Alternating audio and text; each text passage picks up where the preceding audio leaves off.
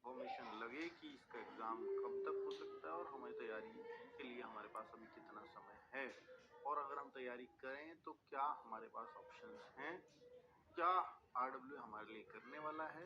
तो इन सारी बातों पे जवाब देने आया हूँ इस वीडियो के अंदर कि आप सब लोगों को जब भी इलाहाबाद हाई कोर्ट की ग्रुप सी और ग्रुप डी की भर्ती याद आती है तो एक ही दिमाग में जाता है कि यार इसमें समय नहीं मिलता तैयारी करने के लिए, 30-40 दिन मिलेंगे। और बहुत सारे बच्चे इस भर्ती पर लगातार ये आरोप प्रत्यारोप लगाते रहे हैं कि इसमें धांधली होती है। कि मैंने पिछली वीडियो करी थी तो उसमें लगातार बहुत सारे बच्चों के कमेंट्स होते थे।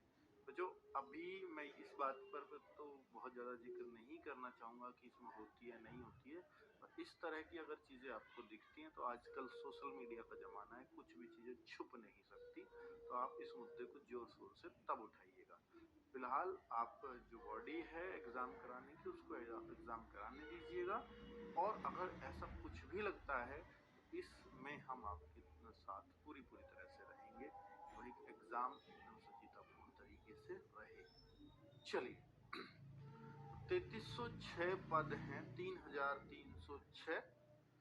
इसके बारे में थोड़ा सा डिटेल ये जानना जरूरी होगा कि पिछली बार जब ये भर्ती आई थी तो कितना कितना समय मिला था, तो उस हिसाब से हमें एक आइडिया हो जाएगा कि भाई इस बार क्यों 22 में वैकेंसी आई थी बच्चों, और इसका बहुत तेजी से सब चीजें चलती हैं उसकी ये गवाह है ये तारीखें। तो अगर आप देखें 30 अक्टूबर से 13 नवंबर मात्र 13-14 दिन मिले थे फॉर्म भरने के लिए। इस बार भी पूरा महीना अब इस बार भी नहीं मिला, पर 4 से 24 अक्टूबर के बीच में फॉर्म भरे गए तो करीब 20 दिन मिल गए। ठीक है, तो पहले से तो ज्यादा समय था इस बार, नहीं तो 13-14 दिन ही देते हैं ये बच्चों। अब बात करें कि भाई और क्या रहा, कि जैसे इसमें 4 वैकेंसी होती है और इस बार भी 4 हैं, 3306 पदों में 4 वैकेंसीज हैं। जैसे ड्राइवर की, स्टेनोग्राफर की, ग्रुप डी पोस्ट और group C post. Group C post वो हैं जो आपकी क्लर्क वगैरह की, अप्रेंटिस वगैरह की यहाँ दी हुई है। ठीक है, तो अगर हम देखें कि भाई पहले डेट ऑफ एग्जामिनेशन और ये टाइम तो ये 3 से 4:30 ही वाली शिफ्ट रही थी सारी। तो जैसे ऑफलाइन एग्जाम हुआ था तो सोचो 14 नवंबर या 13 नवंबर लास्ट डेट थी, और एक महीने के अंदर लास्ट डेट से एक महीने के अंदर एग्जाम करा लिया था।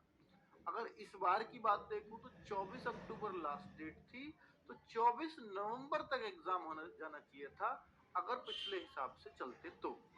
पर इस बार अब आपको मालूम ही है कि भाई दिसंबर चल रहा है और दिसंबर में भी 5 दिन जा चुके हैं, लेकिन अभी तक कोई एग्जाम डेट का क्लियर नहीं है।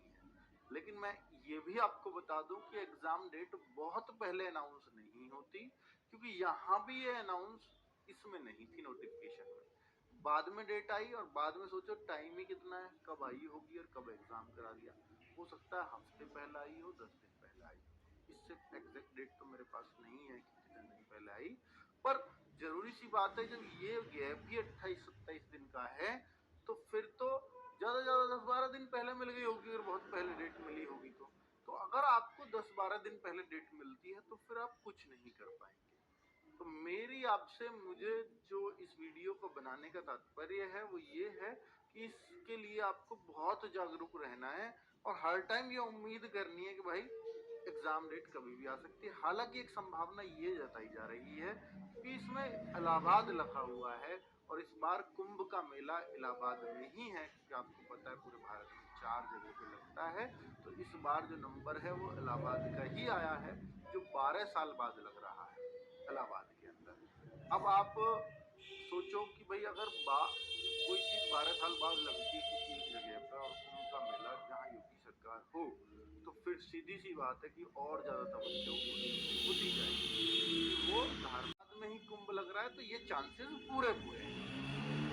पर अगर इसके हिसाब से देखें तो 2-2.5 महीने हैं, तो 2-2.5 महीने भी बहुत ज्यादा समय नहीं होता। ठीक है, तो अगर मैं यहाँ पर आपको बताऊं कि भाई क्या क्या आएगा, एक बार रिपीट कर लेते हैं और फिर मैं आपको बताता हूँ कैसे हमें तैयारी करनी है, किस प्लानिंग के तहत। तो भाई पहले तो आप ये देख लो कि यहाँ जो स्टेनोग्राफर की वैकेंसी है उसमें Hindi, English, general studies, maths, ये 4 चीजें आती हैं। 100 मार्क्स का पेपर होता है और 25 की आपकी हिंदी और इंग्लिश टाइपिंग, और 25 की हिंदी टाइपिंग, 25 की इंग्लिश टाइपिंग और 50 की आपकी स्टेनो होती है। तो हिंदी इंग्लिश दोनों ही टाइपिंग इसमें करनी होंगी। और ये मार्क्स हो गए 100 प्लस 50 प्लस 50, 200 मार्क्स में से मेरिट बनती है स्टेनोग्राफर। ठीक है, तो ये स्टेनोग्राफर का है।